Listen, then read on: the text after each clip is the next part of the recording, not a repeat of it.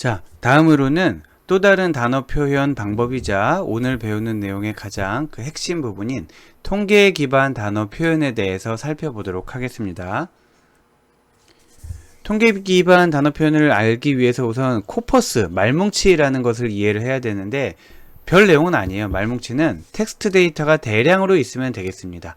대량으로 있으면 예를 들면은 위키 백과를 모았다든지 아니면은 포털 뉴스를 1년치를 모았다든지 하면은 굉장히 글이 많을 거잖아요. 그런 걸 우리가 코퍼스라고 하고 또 우리말로는 말뭉치라고 하죠. 여기서 대량이라고 하면 얼마만큼의 양이나 사이즈를 의미하느냐 그건 정해져 있지 않고요. 하지만 너무 적으면은 그거는 우리가 말뭉치라고 할 수가 없어요. 어느 정도로 충분해야 되냐면 사람의 지식이 충분히 담겨 있다고 가정할 만한 사이즈이어야 하고요. 여기에서 말하는 사람의 지식이라 하는 거는 두 가지 측면인데 하나는 문장을 쓰는 방법, 즉 문법이 되겠죠. 문법. 그리고 단어의 의미가 충분히 담겨져 있을 만큼 양이 많아야 비로소 말뭉치로서의 역할을 한다라고 볼 수 있어요.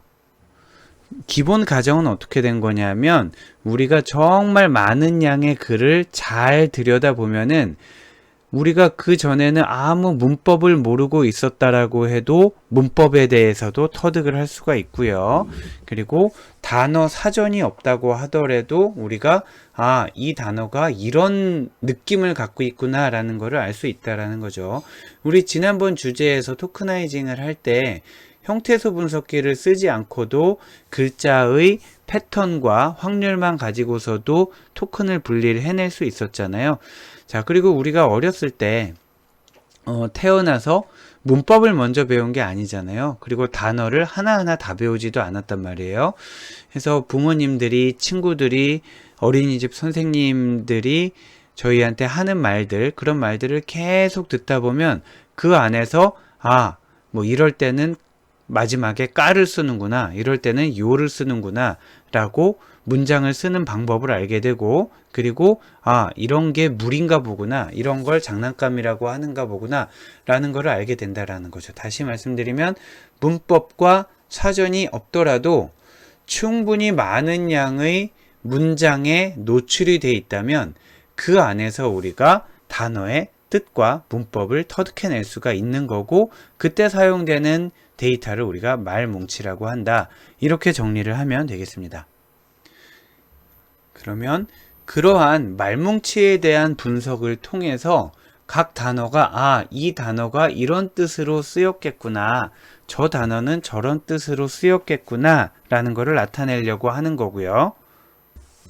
그렇게 단어의 의미를 반영해서 의미를 반영해서 단어를 표현하기 위한 여러 가지 방법들이 있는데 그 중에 하나가 단어의 분산 표현이라는 방법입니다. 단어의 분산 표현은 단어를 벡터로 나타내는 것을 얘기를 해요. 예를 들면은 밑에 있는 거는 그 이그젬플은 아니지만 밑에 있는 거 보면 U라는 단어를 010000으로 나타내고요. 뭐 say라는 단어를 10 어쩌고 저쩌고 이렇게 나타내는 거예요. 그러면 어떤 단어를 A라는 방법도 단어를 벡터로 나타냈고 B라는 방법도 단어를 벡터로 나타냈는데 어떤 게 과연 더 정확하게 의미를 반영했느냐, 그거는 알기가 굉장히 어려워요. 자, 예를 들면 어떤 알고리즘에서는 U라는 단어를 1, 0이라고 표현했고요. 어떤 알고리즘에서는 U라는 단어를 0, 1이라고 표현했어요. 그러면 1, 0이 더 잘 표현한 거냐, 0, 1이 더 잘 표현한 거냐, 이거는 알기가 어렵다라는 거죠. 다만 하나의 근거가 될 수 있는 거는 벡터 간에는 거리 기준으로 유사도를 구할 수가 있잖아요. 단어를 벡터로 표현했다라고 하면은 벡터 간의 유사도를 구할 수 있기 때문에 단어 간의 유사도를 구할 수도 있다라는 거죠. 그래서 단어를 벡터로 표현한 다음에 그 벡터 간의 유사도를 구해봤더니 실제 우리가 단어에서 유사하다고 생각하는 단어들의 유사도가 높게 나타나고 별로 관계없는 단어들의 유사도가 낮게 나타난다면 그때 단어를 분산 표현으로 나타낸 벡터가 잘 만들어졌다라고 간접적으로 할 수는 있다라는 거죠. 예를 들면은 벡터로 나타냈을 때 뭐 I라는 단어가 있다라고 가정해 보고요. 또 위라는 단어가 있다라고 가정을 해 보고요. 갑자기 뭐 북이라는 단어가 있다라고 생각을 해 봐요. 이렇게 있을 때 얘네를 다 벡터로 나타냈을 거란 말이야. 벡터, 벡터, 벡터. 그런 다음에 요 I라는 벡터와 위나 북이라는 벡터의 유사도를 구해봤더니 우리가 보기에는 I가 그래도 북보다는 위와 가까워야 되잖아요. 근데 이 유사도보다 만약에 이 유사도가 더 높게 나타났다. 즉 I가 위보다는 북에 더 유사하게 나타났다. 그러면 이건 잘된 표현이 아니라는 거죠. 그래서 정확도를 나타내기는 참 어렵습니다. 단어를 벡터로 나타냈을 때 얘가 얼마나 정확한지를 나타내기는 어렵지만 기본적으로는 단어들의 유사도를 비교를 해봤을 때 우리가 아는 것과 비슷하게 나왔다. 그러면은 정확하게 분산 표현이 이루어진 거다라고 볼 수 있고요. 최근에는 이렇게 단어, 이건 조금 우리 범위를 벗어나는데 단어를 잘 표현하고 나면 그 다음에 뭘 할 거 아니에요. 이걸 가지고 문서 분류를 한다라든지 아니면은 질의에 대한 답변을 한다라든지 아무튼 단어를 제대로 표현하고 나면 그걸 바탕으로 해서 우리가 다른 일들을 많이 할 텐데 그 다른 어플리케이션의 정확도를 가지고 이 단어 표현의 품질을 간접적으로 측정을 할 수가 있죠. 예를 들면 A라는 알고리즘으로 단어를 표현한 다음에 감성 분석을 하고 또 B라는 알고리즘으로 단어를 표현한 다음에 감성 분석을 해봤을 때 감성 분석의 정확도가 앞에 게 더 높았다. 그러면은 A라는 표현법이 더 정확한 거겠구나 라고 생각을 할 수가 있다라는 거예요. 자, 이제 다시 우리 논의로 들어가서 단어의 분산 표현이라는 거는 단어를 벡터로 표현하는 것이고요. 분포 가설에 근거를 하고 있어요. 분포 가설이라는 거는 뭐냐면은 단어의 의미는 주변 단어에 의해 형성된다라는 거예요. 자, 예를 들면은 지금 이 문장을 볼게요. 단어의 의미는 주변 단어에 의해 형성된다. 이런 문장이 있는데 만약에 여기가 이렇게 구멍이 뚫려 있었어요. 구멍이 뚫려서 가려져 있었다라고 해봐요. 단어의 의미는 주변 뭐뭐에 의해 형성된다. 라는 부분을 어떤 사람은 이 문장만 보고도 요 비어있는 곳엔 단어라는 말이 들어갈 거야 라고 할 수도 있겠고요. 또 어떤 사람은 그 문장만 봐서는 모르지만 앞뒤의 문장을 보고 나서 저 빈칸에는 단어가 들어가겠군 하고 알 수 있다라는 거죠. 즉 여기에는 들어갈 의미가 정해져 있다라는 거예요. 앞뒤의 문장 그리고 현재 문장의 앞뒤 단어를 봤을 때 여기에 들어갈 어떤 개념이 이미 존재하는 거예요. 그리고 그 위치에 마침 단어라는 글자가 들어간 거예요. 그러면은 이 개념을 나타내는 데에 이 단어가 사용됐다라고 볼 수 있는 거죠. 만약에 단어의 의미는 주변 단어에 의해 형성됨 뭐 이렇게 쭉 나오다가 어떤 다른 교재를 봤더니 여기는 단어의 의미는 주변 어휘에 의해 형성됨 이렇게 돼 있으면은 단어라는 뜻과 어휘라는 뜻이 유사하게 사용되는구나 라고 알 수가 있다라는 거죠. 그런데 꼭 이렇게 쉽지만은 않아요. 봤더니 어떤 다른 책에는 단어의 의미는 주변 이웃에 의해 형성됨 이렇게 있을 수 있어요. 그럼 말이 되긴 되잖아요. 근데 이렇게 되면은 우리는 어떻게 통계적으로 보면 해석을 하게 되냐면 단어라는 뜻과 다시 단어라는 요소와 어휘라는 요소와 이웃이라는 요소가 동일하다. 같은 의미를 갖고 있다. 이렇게 오해할 수가 있단 말이에요. 근데 어떤 가정이 또 깔려 있느냐? 만약에 우리가 문서 한 장을 가지고 하게 되면 이런 식으로 오해할 여지가 많아지지만 문서를 1000장, 만장, 10만 장을 가지고 하다 보면 단어라는 내용이 들어갈 위치에 어휘라는 내용이 들어가는 빈도는 꽤 많이 존재하게 되고요. 이웃이라는 단어는 그 위치에 가끔 쓰이긴 쓰이지만 아주 드물게 쓰일 거라는 거예요. 그래서 주변의 단어들을 보고 그 위치에 어떤 단어가 들어가는지를 보면 그 단어의 의미를 충분히 우리가 말뭉치가 많다면 그 단어의 의미를 어느 정도 정확하게 파악할 수 있다라고 생각하시면 되겠습니다. 계속 이어서 논의를 진행하면 단어 자체에는 의미가 없고요. 그 단어가 사용된 맥락이 단어의 의미를 만들어준다라는 거죠. 맥락을 우리가 컨텍스트라고 합니다.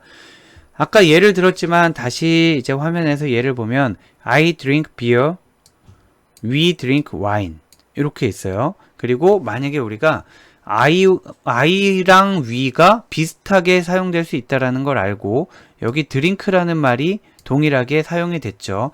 그리고 이런 문장이 뭐 드링크 뒤에 비어가 있고 드링크 뒤에 와인이 있고 이런 문장이 굉장히 많이 나온다면 비어와 와인은 뭔가 유사한 의미라기보다는 뭔가 관련이 있구나 라고 우리가 알 수 있다는 거죠. 자, 다시 돌아와서 맥락이라는 건 뭐냐면 맥락을 보고 단어를 알 수 있다라고 했는데 맥락이라는 거는 우리가 주목하는 단어의 주변에 놓인 단어들을 의미합니다. 예를 들면은 아까 요 단어에 우리가 주목하고 있잖아요. 그러면 얘네가 맥락이 되는 거예요. 자, 그리고 만약에 또 뭐 여기 윈도우 얘에 주목을 하고 있잖아요. 그러면 이 앞뒤에 있는 얘네들이 맥락이 되는 거예요.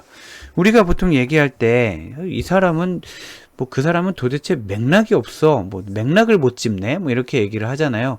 그러면 어떤 사람이 뭐 어떤 대답을 했을 때 이 사람은 맥락이 없어 라는 거는 그 대답 자체가 뭔가 문법에 어긋나거나 특이하다라는 거는 아니고요. 그 대답이 앞뒤의 흐름과 맞지 않다라는 거잖아요. 자, 그래서 맥락은 그 단어 중심이 아니라 우리가 주목하는 단어의 주변에 놓인 단어를 의미하게 됩니다. 그러면 맥락이라는 범위가 어디까지냐? 예를 들어서 제가 무슨 얘기를 했더니 왜 이렇게 맥락이 없어? 그래서 무슨 소리야? 나 오늘 첫 마디 했는데 그랬더니 이틀 전에 했던 얘기와 다르잖아. 뭐 이렇게 되면 너무 억울하잖아요. 그래서 맥락은 크기를 갖게 되는데 그거를 우리가 윈도우 크기의 2배로 결정을 합니다. 윈도우 크기란 뭐냐면 만약에 이 단어에 우리가 집중을 하고 있잖아요. 그럼 윈도우 크기가 하나다. 그러면 좌로 하나, 우로 하나 이렇게를 얘기를 하고요. 윈도우 크기가 둘이다. 그러면 좌로 둘, 우로 둘 이렇게를 의미를 합니다. 맥락은 좌우의 윈도우를 합친 거라서 윈도우 크기의 2배가 되겠습니다.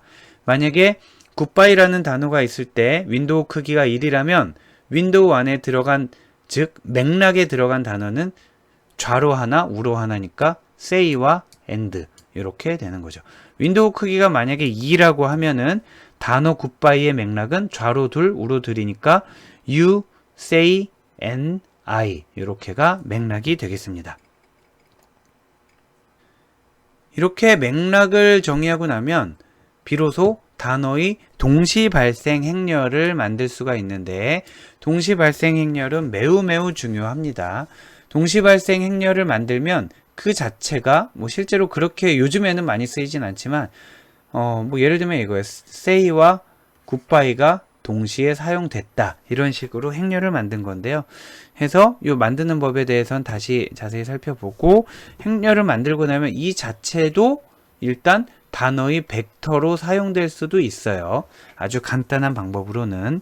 자, 조금 더 자세히 살펴보면 동시 발생 행렬이라는 거는 특정 단어의 맥락에 어떤 단어가 몇 번씩 등장하는지를 집계한 거예요. 자, 특정 단어의 맥락에 어떤 단어가 몇 번씩 등장하는지를 집계한 거예요. 예를 들어서 윈도우 크기가 1이다라고 해볼게요. 윈도우 크기가 1이면은 U라는 단어에는 같이 사용된 단어가 요렇게 맥락이 있으니까 say라는 것만 같이 사용됐고 나머진 같이 사용 안 됐잖아요. 그러면 나머진 다 0이고 say만 1이 되는 형태입니다. 자, 만약에 say라는 단어에 우리가 초점을 맞추면 say는 지금 두 군데 있단 말이에요. 그러면 얘네를 다 아울러서 한꺼번에 한 행으로 만들어야 되는데 자, say라는 단어의 맥락에는 you, goodbye, I, hello가 있죠.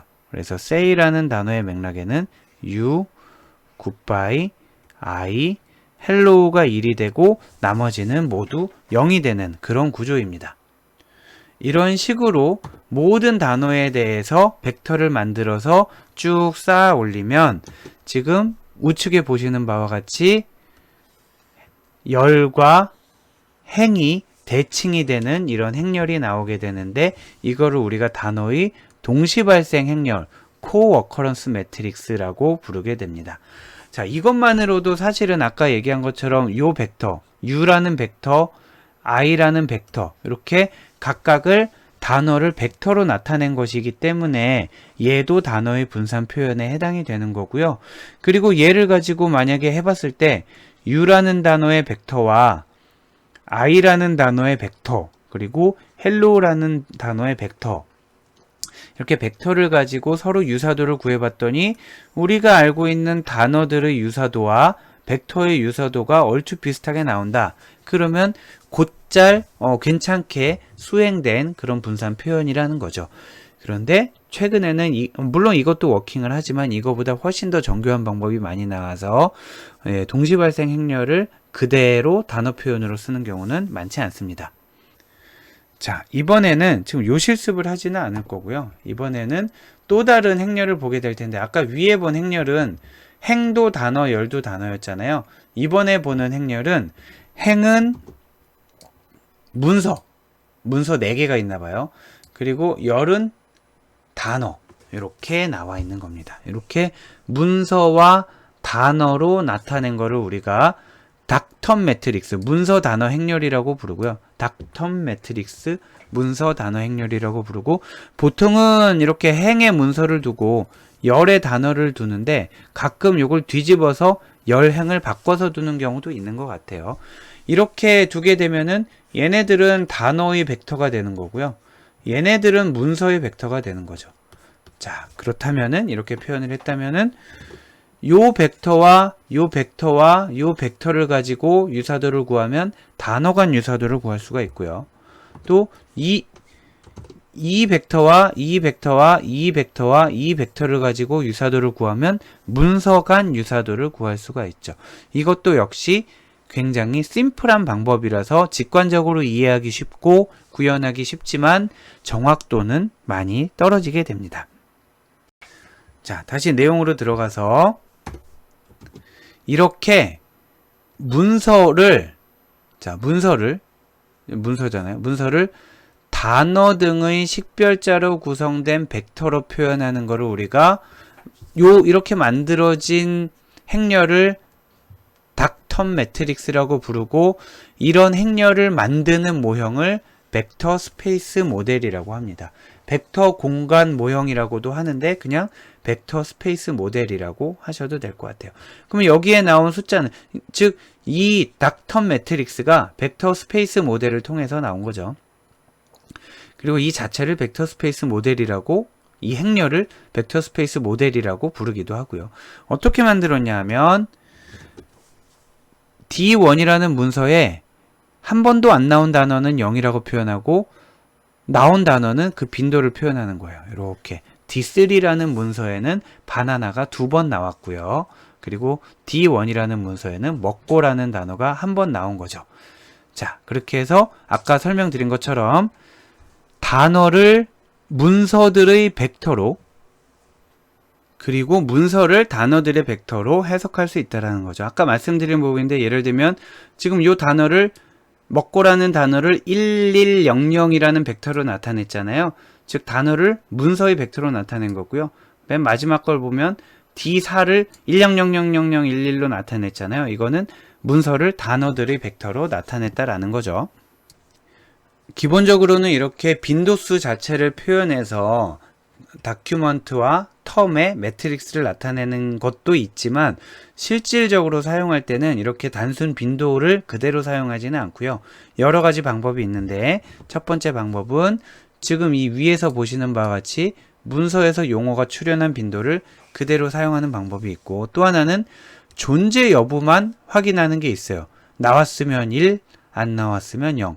예를 들면 위에서 D3 바나나 같은 경우를 뭐 1로 바꾼다든지 이렇게 되면 요 바이너리 노테이션이 되겠죠.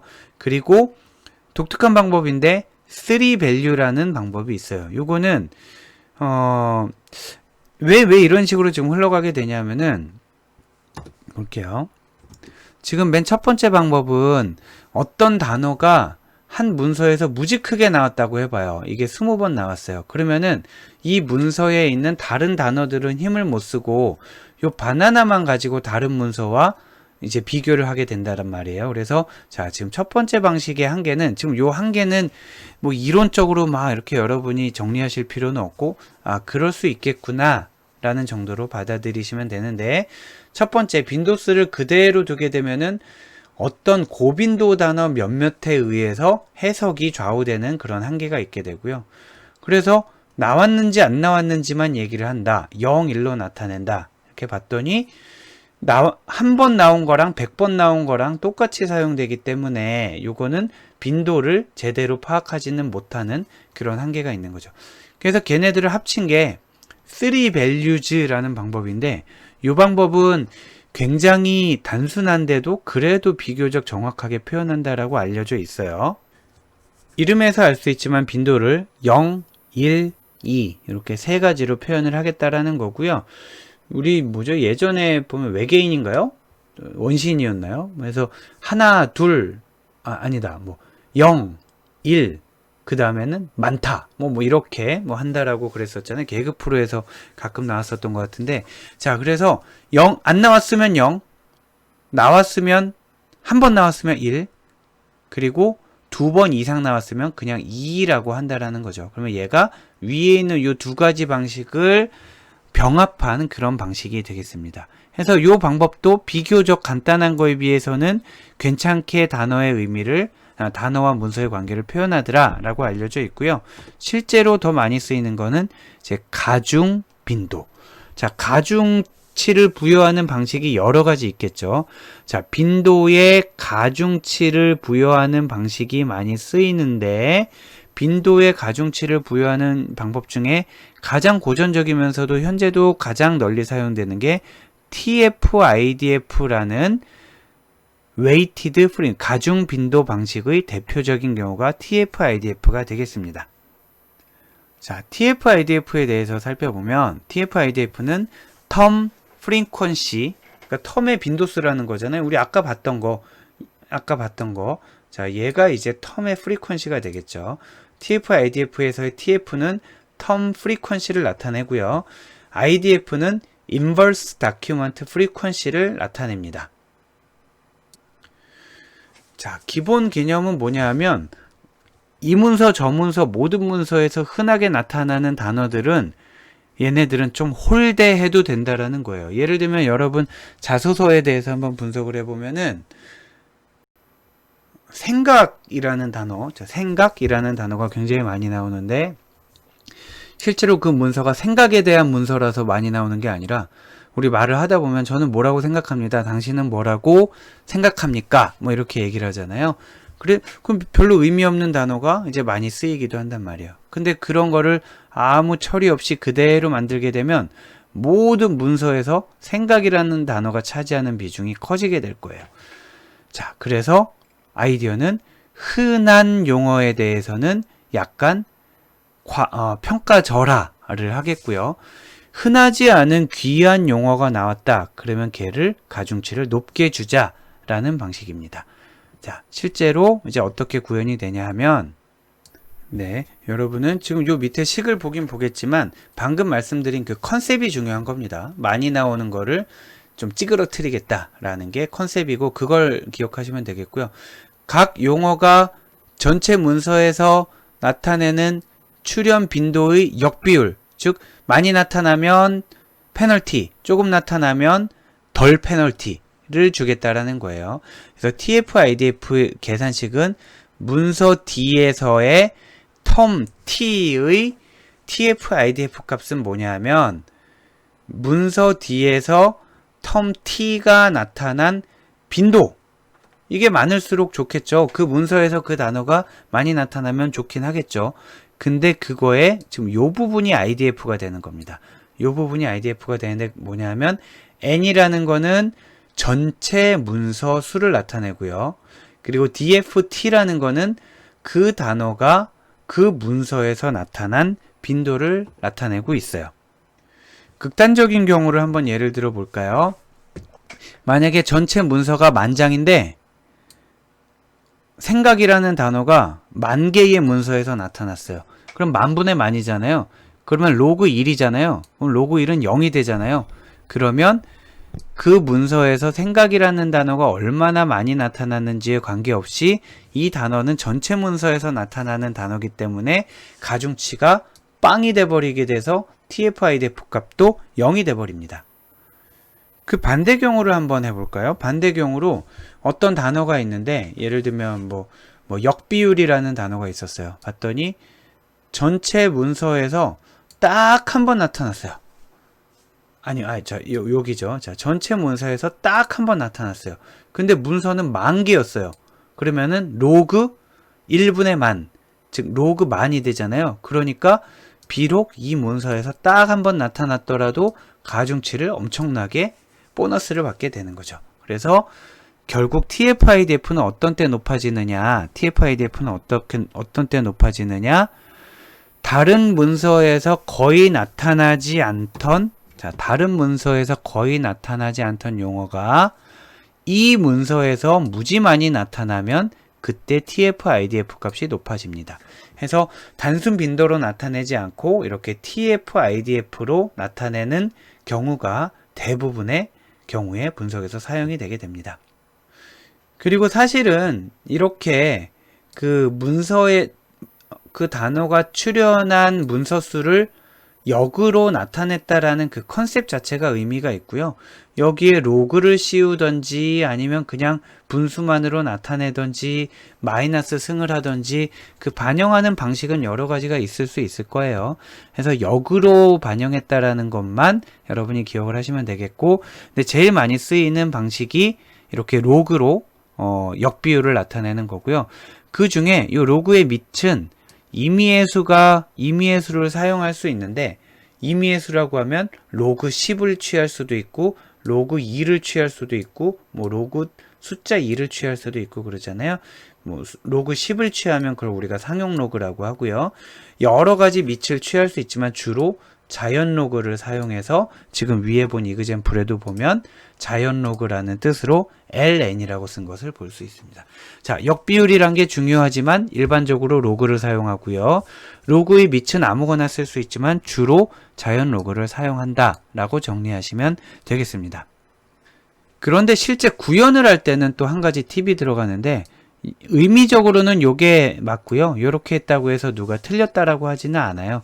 그런데 실제로는 이 값 대신에 df 더하기 1을 사용을 하게 됩니다.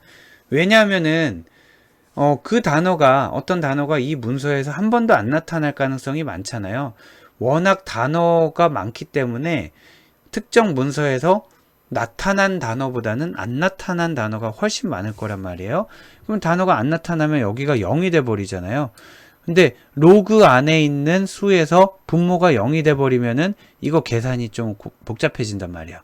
또 프로그램으로 예외 처리를 해줘야 되잖아요. 뭐 if 어쩌고 저쩌고.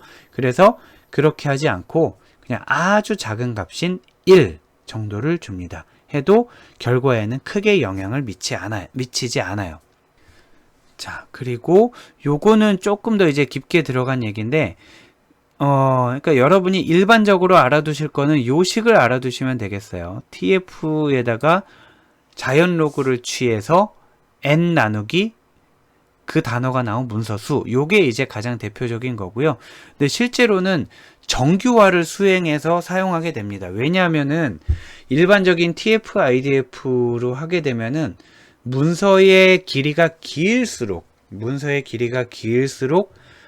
단어들이 여러 번 나올 수 있는 유리한 조건이 되잖아요. 예를 들면 트위터 그 짧은 거와 뉴스 기사를 하나 생각해 보세요. 그러면 트위터도 이렇게 TF-IDF 벡터로 나타내고 뉴스도 TF-IDF 벡터로 나타냈다고 쳐요. 그럼 트위터는 글자 수가 제한이 되어 있고 뉴스는 그거에 한 100배 이상 긴 글일 테니까 그 안에 있는 단어들의 TF-IDF 값은 트위터에 비해서 훨씬 유리하다라는 거죠. 자, 그렇기 때문에 정규화를 수행을 하게 됩니다. 정규화는 뭐냐면 아직 얘는 TF-IDF를 안 나타냈지만 얘네들의 값이 다 더해서 1이 되게 만드는 거예요. 얘네들의 값이 다 더해서 1이 되게 만드는 거예요. 그렇게 되면은 문서 안에서 중요한 단어, 덜 중요한 단어가 서로 가중치를 주고받고 하기 때문에 문서 간의 비교를 할 때 어느 정도 같은 조건에서 비교가 이루어질 수 있겠죠. 자, 그런데 방금 얘기한 거에서 그냥 얘네들의 합이 1이 된다라고 그랬잖아요. 그거를 우리가 L1 정규화라고 얘기를 합니다. 자, 보면 전체 가중치들을 전체 TF, IDF 값들을 다 더한 다음에 자, 요거는 꼭 지금 TF, IDF에만 사용되는 거는 아니고요. 우리가 일반적으로 L1 정규화를 했다, L2 정규화를 했다 그러면은 이 식을 사용을 했다라는 거를 여러분이 떠올리면 되는데 뭐냐면 L1 정규화라는 거는 모든 원소들을 다 더한 다음에 그거의 총합으로 절대값으로요. 다시 여기 보면 모든 원소들의 절대값의 합을 구한 다음에 그걸로 나눠주는 거고요. 그리고 L2 정규화는 모든 값들의 제곱을 다 더한 다음에 루트를 씌운 값으로 나눠주면 L2 정규화가 되겠습니다. 예를 들면은 한번 해볼까요? 만약에 3이라는 숫자가 있고 4라는 숫자가 있었어요. 그러면 얘를 L1 정규화를 하면 3 더하기 4는 7이잖아요. 자, 3 더하기 4는 7이니까 얘는 L1 정규화를 하면 7분의 3 그리고 7분의 4 이렇게 되는 거죠. L1 정규화는. 그러면 7분의 3과 7분의 4를 더해서 1이 되게 되는 거고요.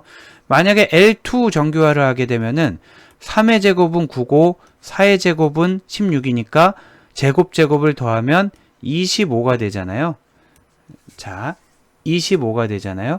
그리고 25에다가 루트를 씌우면은 5가 되잖아요. 그래서 L2 정규화를 하게 되면 5분의 3 그리고 5분의 4가 되는 거죠. L2 정규화를 하게 되면. 그러면 얘네 둘 값을 더하면 5분의 7이니까 1이 되는 게 아니고요. 그렇게 하는 게 아니고 L2 정규화는 얘의 제곱과 얘의 제곱을 더하면 25분의 9 더하기 25분의 16 해서 1이 되는 거죠. 자, 그래서 다시 정리를 하면 TF, IDF를 쭉 정리를 해볼게요.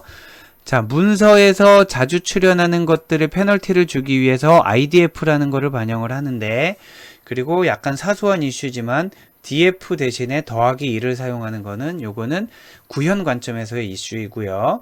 그리고 문서가 긴 애들의 TF, IDF 값이 높아지는 유리한 부분을 공정하게 하기 위해서 문서의 길이가 길더라도 짧은 문서와 동등한 조건에서 경쟁하게 하기 위해서 정규화라는 걸 수행하는데 L1 정규화, L2 정규화가 있는데 주로 L2 정규화를 쓴다. 이렇게 정리를 하시면 되겠습니다.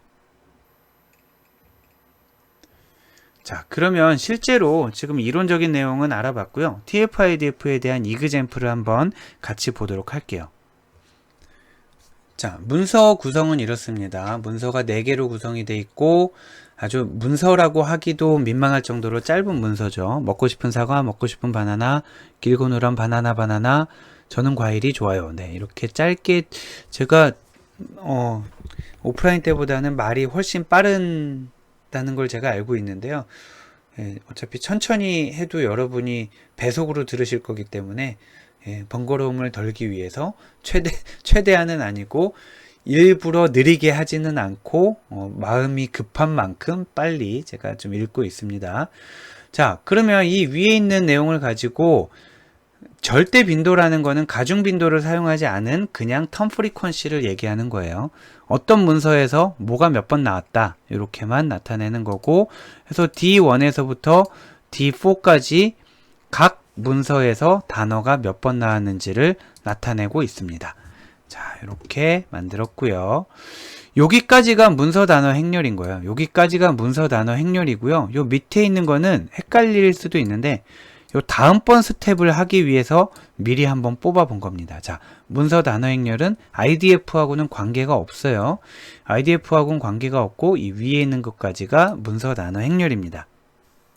그 상황에서 아까 IDF를 구하는 방식이 있었죠. IDF 어떻게 구했냐면 전체 문서 수 나누기 특정 단어가 출현한 문서수로 해도 되는데 더하기 2를 한다고 했고 거기에 자연 로그를 취한 그 식이 지금 식을 적용한 결과가 여기 나와 있는데 예를 들면은 과일이라는 단어에 대해서 살펴보자고요. 자, 전체 문서수는 4가 되잖아요. 전체 문서수는 늘 4가 되겠죠. 그리고 과일이라는 단어가 나온 거는 딱 하나잖아요. 자, 길고라는 단어도 한 군데에서 나왔고요. 노란도 한 군데에서 나왔고 먹고는 두 군데에서 나왔고 두 군데에서 나왔고 자, 숫자를 단순히 더한 게 아니라 몇 군데에서 나왔나 하는 겁니다. 해서 두 군데에서 나왔으니까 아니죠. 지금 과일이를 하고 있는 거죠. 과일이는 한 군데에서 나왔으니까 1이라고 해야 되는데 아까 더하기 2를 한다고 그랬잖아요. 그래서 2분의 4에서 0.5가 되는 거죠. 자, 2분의 4에서 2가 되는 거죠. 2. 자, 그러면 자연 로그 2를 취하게 되면 그 값이 0.69가 나온다. 이런 뜻입니다. 자, 0.6 그럼 0.69 이런 애들이 있고 좀 낮은 애를 한번 볼까요? 얘를 보면은 IDF를 지금 구하고 있는 거예요. 보면 두 개의 문서에서 나왔기 때문에 2 더하기 1 분의 전체 문서수 4 하게 되면 3분의 4가 되는 거죠. 그럼 로그 3분의 4를 하면은 아까 0.69보다 더 작은 0.29가 나온다. 이렇게 정리하시면 되겠습니다. 자, 그렇게 하면 우리가 문서 단어 행렬을 그냥 단순 빈도로 구한 건 이러이러한데 IDF를 미리 구해 놓으면은 TF IDF로 문서 단어 행렬을 구할 수가 있는데 그건 단순히 이 아래에 있는 요 행을 이 위에 있는 행렬에 다 곱하면 됩니다. 그러면 얘네들은 어차피 0이니까 0이 될 거고 얘가 1이 아니라 0.69가 되는 거고요. 또 얘는 자, 이렇게 보면 0, 1, 2, 0이었는데 걔가 이제 0, 0.29, 0.58, 0 이런 식으로 가중치가 곱해져서 변한 것을 확인할 수 있죠. 자, 그러면 TF-IDF를 구한 효과가 어떻게 있나 보면 뭐 지금은 사실 워낙 짧은 글이라서 별 티가 나지 않는데 뭘 해볼까요? D1만 볼게요.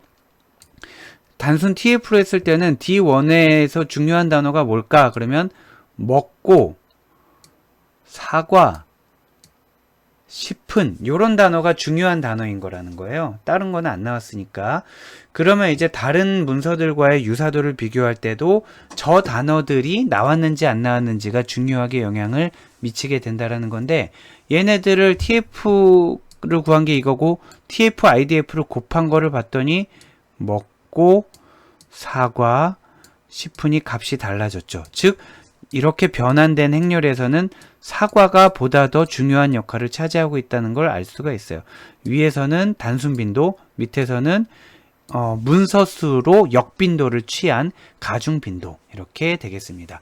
해서 이렇게 IDF 행렬은 TF IDF 행렬은 여기까지가 되겠고요. 자, 여기까지가 되겠고 마찬가지로 이 오른쪽에 있는 두 컬럼은 다음 스텝을 위해서 미리 준비를 해둔 겁니다.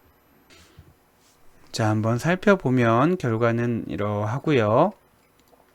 자, 다음 스텝은 정규화를 수행하는 겁니다. 정규화를 수행하는 거고 L2 정규화를 보통 많이 쓰니까 L2 정규화를 해보도록 할게요. 아까 앞에서 구한 방금 구했던 TF IDF 행렬은 여기까지인데 정규화를 하기 위해서 각 항목의 제곱을 더해서 합을 만들었고요.